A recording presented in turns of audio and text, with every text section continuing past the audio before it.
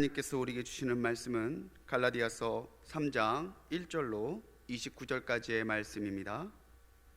제가 받들어 읽겠습니다. 어리석도다 갈라디아 사람들아, 예수 그리스도께서 십자가에 못 박히신 것이 너희 눈앞에 밝히 보이거늘 누가 너희를 꾀더냐?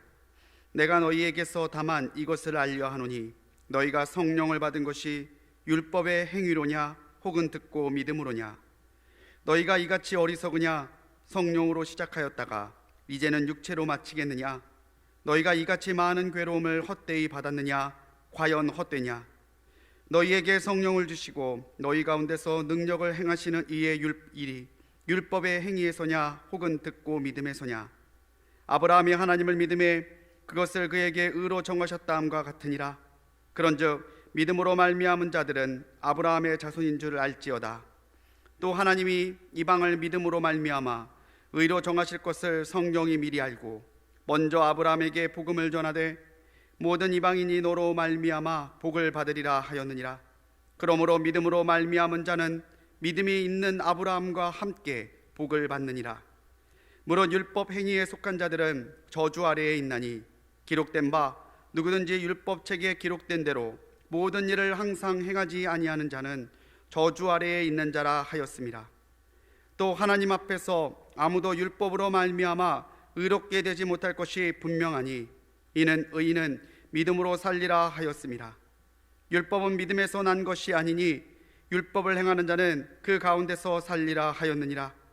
그리스도께서 우리를 위하여 저주를 받은 바 되사 율법의 저주에서 우리를 속량하셨으니 기록된 바 나무에 달린 자마다 저주 아래에 있는 자라 하였습니다. 이는 그리스도 예수 안에서 아브라함의 복이 이방인에게 미치게 하고 또 우리로 하여금 믿음으로 말미암아 성령의 약속을 받게 하려 함이라. 형제들아, 내가 사람의 예대로 말하노니 사람의 언약이라도 정한 후에는 아무도 폐하거나 더하거나 하지 못하느니라. 이 약속들은 아브라함과 그 자손에게 말씀하신 것인데 여럿을 가리켜 그 자손들이라 하지 아니하시고 오직 한 사람을 가리켜 내 자손이라 하셨으니 곧 그리스도라. 내가 이것을 말하노니 하나님께서 미리 정하신 언약을 430년 후에 생긴 율법이 폐기하지 못하고 그 약속을 헛되게 하지 못하리라. 만일 그 유업이 율법에서 난 것이면 약속에서 난 것이 아니니라. 그러나 하나님이 약속으로 말미암아 아브라함에게 주신 것이라. 그런즉 율법은 무엇이냐? 범법함으로 더하여진 것이라. 천사들을 통하여 한 중보자의 손으로 베푸신 것인데 약속하신 자손이 오시기까지 있을 것이라. 그 중보자는 한 편만 위한 자가 아니나 하나님은 한 분이시니라. 그러면 율법이 하나님의 약속들과 반대되는 것이냐? 결코 그럴 수 없느니라. 만일 능히 살게 하는 율법을 주셨더라면 의가 반드시 율법으로 말미암았으리라. 그러나 성경이 모든 것을 죄 아래에 가두었으니 이는 예수 그리스도를 믿음으로 말미암는 약속을 믿는 자들에게 주려 함이라. 믿음이 오기 전에는 우리는 율법 아래에 매인 바 되고 계시될 믿음의 때까지 갇혔느니라. 이같이 율법이 우리를 그리스도께로 인도하는 초등교사가 되어 우리로 하여금 믿음으로 말미암아 의롭다함을 얻게 하려 함이라. 믿음이 온 후로는 우리가 초등교사 아래에 있지 아니하도다. 너희가 다 믿음으로 말미암아 그리스도 예수 안에서 하나님의 아들이 되었으니 누구든지 그리스도와 합하기 위하여 세례를 받은 자는 그리스도로 옷 입었느니라. 너희는 유대인이나 헬라인이나 종이나 자유인이나 남자나 여자나 다 그리스도 예수 안에서 하나이니라.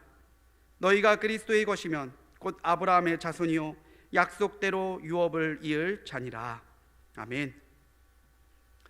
할렐루야. 하나님의 은혜와 사랑이 변함없이 우리 모든 성도님들과 동행하시기를 주님의 이름으로 간절히 축원합니다. 우리가 함께 계속 새벽을 깨워갈 터인데 오늘 이 새벽 주님의 말씀 앞에 또 기도로 은혜 받기를 사모하는 모든 성도님들께 하나님의 은혜와 응답이 나타날 줄로 믿습니다.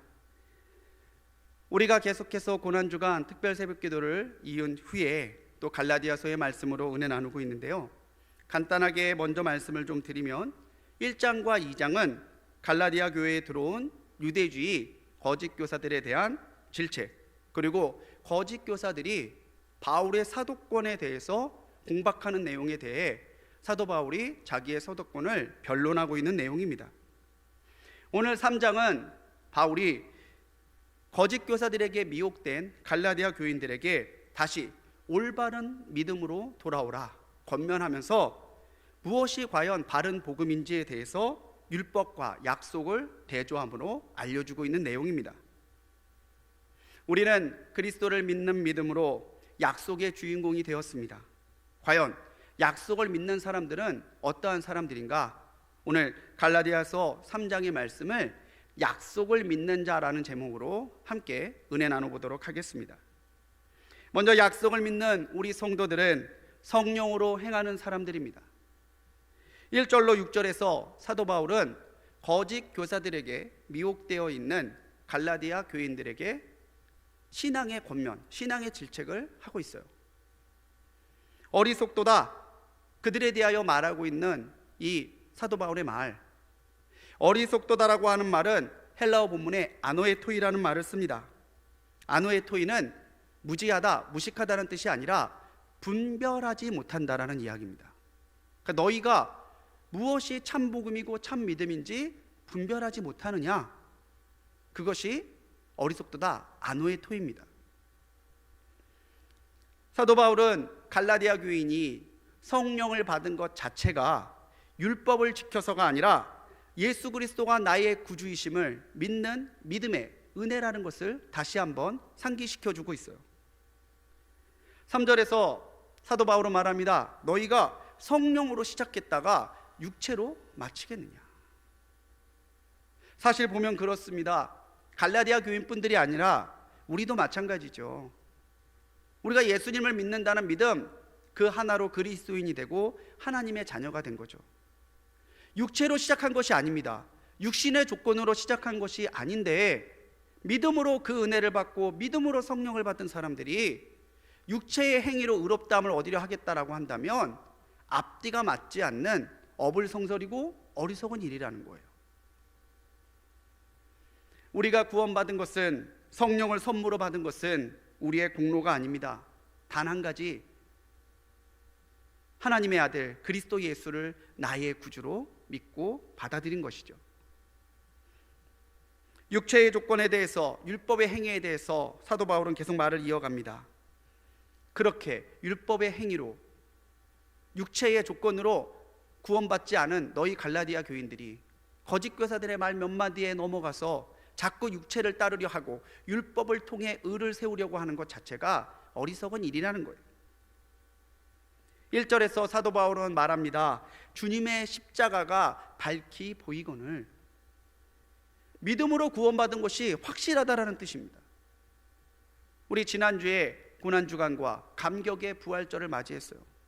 비록 함께 모여 예배하지 못했었지만 우리가 모인 그 자리에 분명히 부활하신 주님의 은혜가 나타났을 거예요.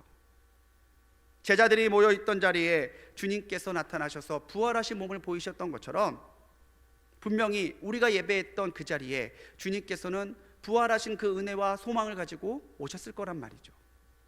그렇게 십자가가 분명히 보이는데, 그렇게 주님이 부활하신 것이 우리 가운데 분명한 증거로 남아있는데 너희가 과연 이것을 가지고 믿음의 의로 삼지 않는 것이 옳느냐는 것이죠. 우리가 율법을 따른다면 주님의 고난, 주님의 은혜가 무의미해진다는 이야기입니다. 4절에서 괴로움을 헛되이 받았느냐 얘기해요. 괴로움이라는 말을 좀 문맥적으로, 원어적으로 보면 박해로도 해석할 수 있고요, 핍박이나 박해, 그리고 체험으로도 해석이 가능해요. 너희가 박해를 받은 것이 헛되게 하겠느냐, 너희가 영적으로 체험한 것을 헛되게 하겠느냐, 두 쪽으로 다 해석할 수 있지만 공통된 것은 우리가 은혜를 따르지 않으면 그것이 핍박을 이겨냈던 인내이든 아니면 성령 가운데 체험했던 은혜이든 다 무의미해진다는 이야기예요. 고린도전서 12장 3절에서 사도 바울은 고린도 교인에게 말했습니다. 성령이 아니고서는 주님을 주시라고 시인할 수 없다고 했어요. 여러분, 예수님이 나의 구주 되심을 믿으십니까? 예, 저도 믿습니다. 그런데 우리 안에 그 고백이 있다는 것 자체가 우리를 성전 삼고 성령께서 우리와 동행하신다는 얘기예요. 믿음으로 성령을 받았다면 우리는 마땅히 성령을 따라 믿음으로 살아야 될 것입니다. 성령으로 시작했다면 육체로 마치는 것이 아니라 성령으로 시작했다면 성령으로 끝까지 나가야 된다는 것이죠.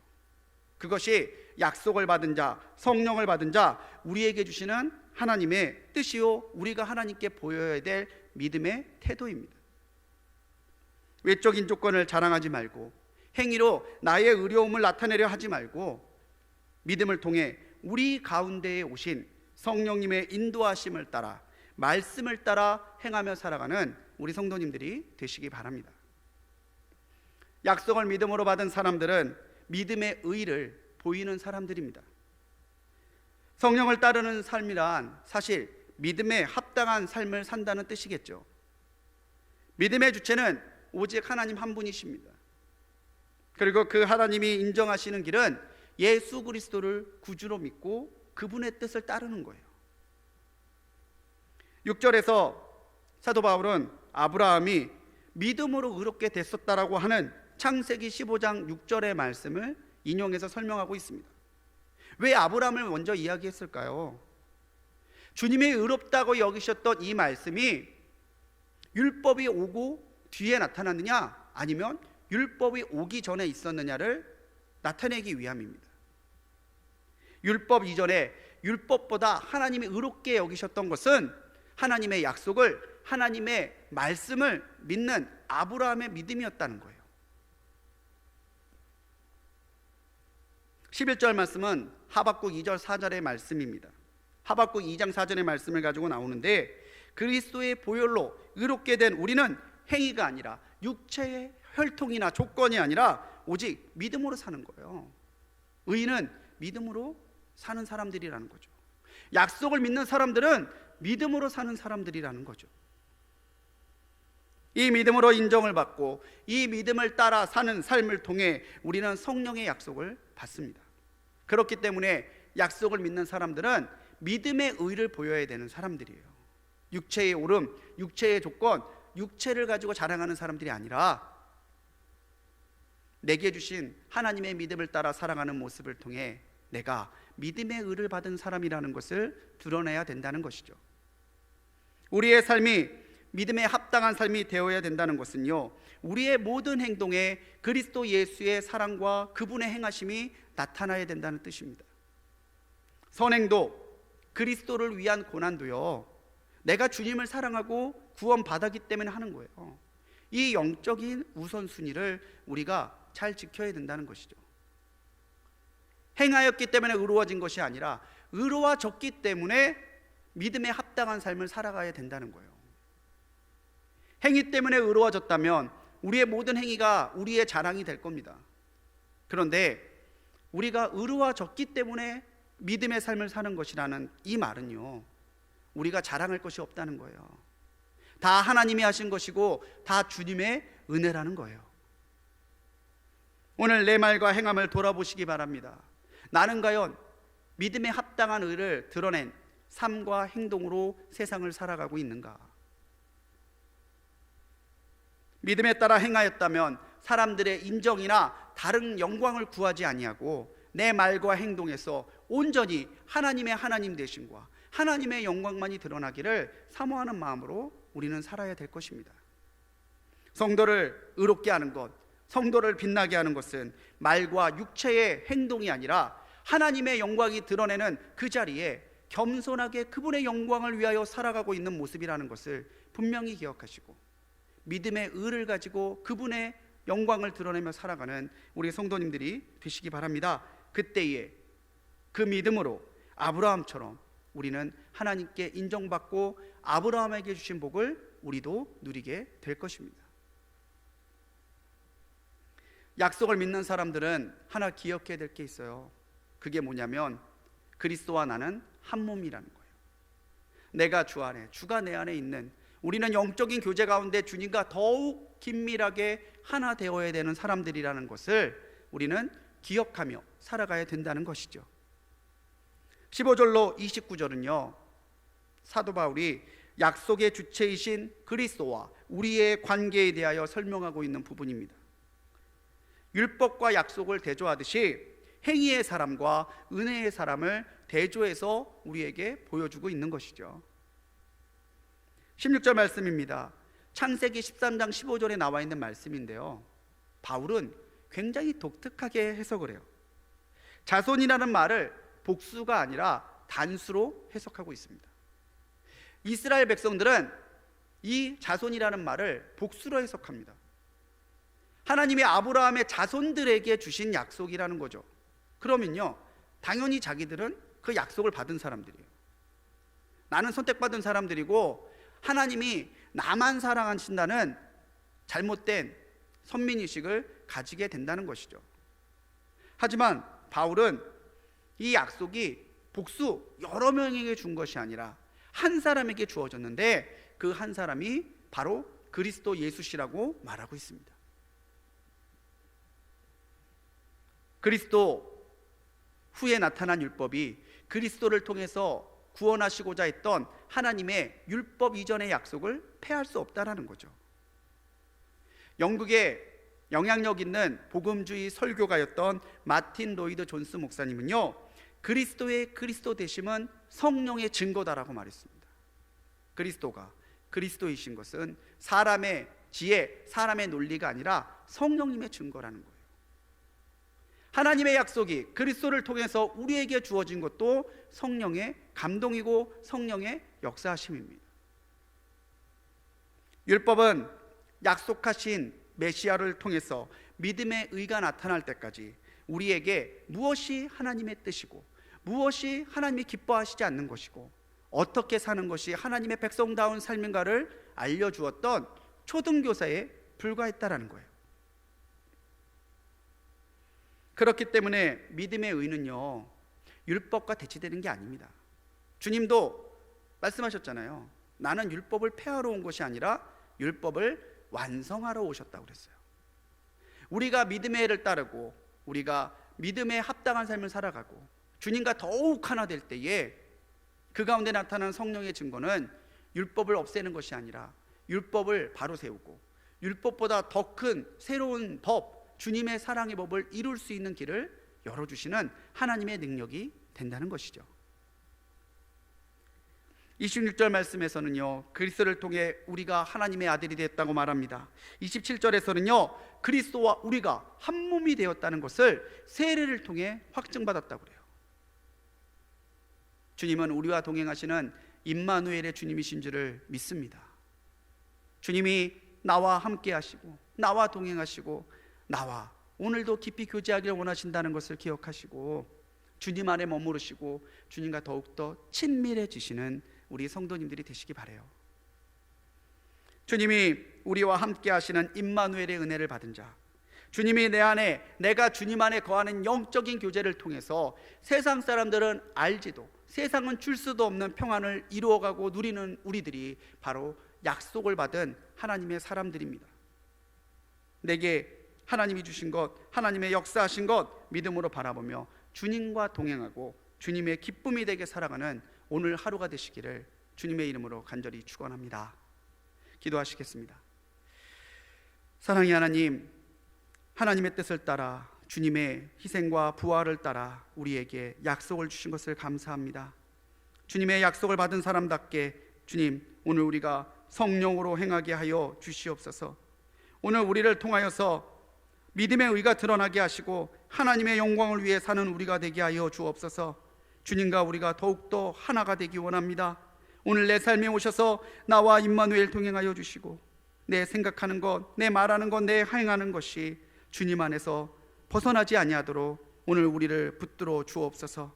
내게 주신 약속 믿음으로 바라보며 은혜 안에 걸어가 승리하는 우리 되게 하실 줄 믿사옵고 우리를 구원하신 예수님의 이름으로 간절히 기도드렸습니다. 아멘.